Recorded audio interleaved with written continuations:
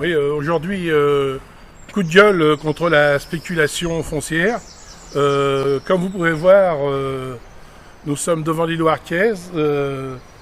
22 arbres ont été coupés, à mon avis, sans autorisation, puisque le syndicat des rivières que nous allons contacter nous dira s'il y a eu une demande de fait.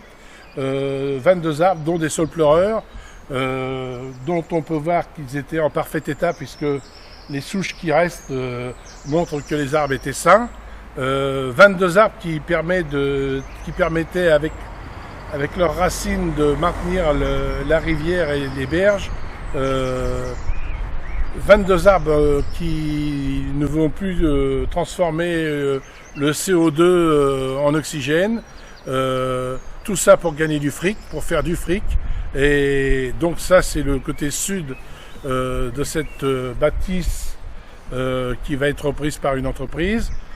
Nous allons maintenant aller voir le côté nord, où un mur vénérable de Fécamp, un mur de patrimoine historique, un mur situé à côté de l'école des infirmières, donc dans une zone protégée par les monuments historiques, a été détruit.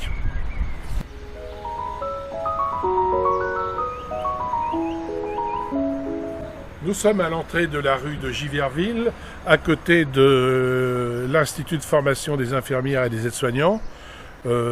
Bâtiment refait à neuf par la région Normandie, l'agglomération, la ville de Fécamp. Nous allons entrer 10 mètres dans la rue de Giverville et nous apercevoir que le mur qui existait depuis plus d'un siècle dans cette rue a été abattu et sans tenir compte du passé historique du quartier et des autorisations et des interdictions par rapport à sa déconstruction. Comme vous pouvez voir,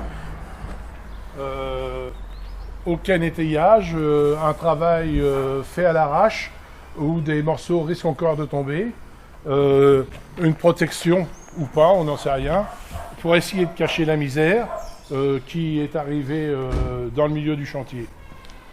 Bonjour madame. Autre partie, hein. Voici, nous sommes dans la rue de Giverville. Nous sommes dans la rue de Giverville.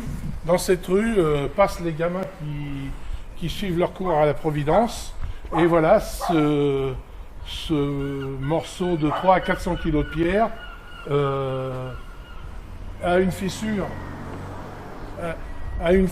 de plus de 5 cm et risque à tout moment de tomber, alors que dans cette rue passent chaque jour plusieurs centaines de gamins. Il nous semble qu'un arrêté de péril serait nécessaire au moins pour préserver et éviter un accident qui risque d'arriver s'il pleut ou si un camion passe dans la rue ou des travaux sont faits dans la rue.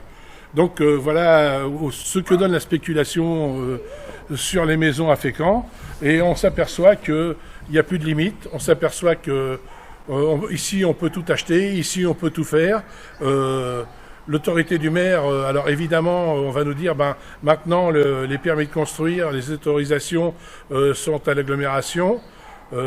Plusieurs fois nous avons dit c'est une erreur que le président du conseil communautaire ne soit pas un Fécampois, et nous apercevons aujourd'hui de toutes ces dérives. Alors celle-là, au niveau de la construction, au niveau des autorisations, au niveau du syndicat des rivières derrière, où nous a saboté carrément 30 mètres d'arbres en bon état qui permettaient de tenir les berges, et un peu plus loin avec la gestion des inondations, dans la rue Saint-Nicolas, où maintenant on a des inondations, même quand c'est pas les grandes marées, même quand c'est pas les fortes pluies. Donc évidemment nous appelons les Fécampois à se mobiliser et à nous rejoindre pour arrêter la destruction de la ville et arrêter, comme ça se passe actuellement, une spéculation, tout ça pour faire du fric.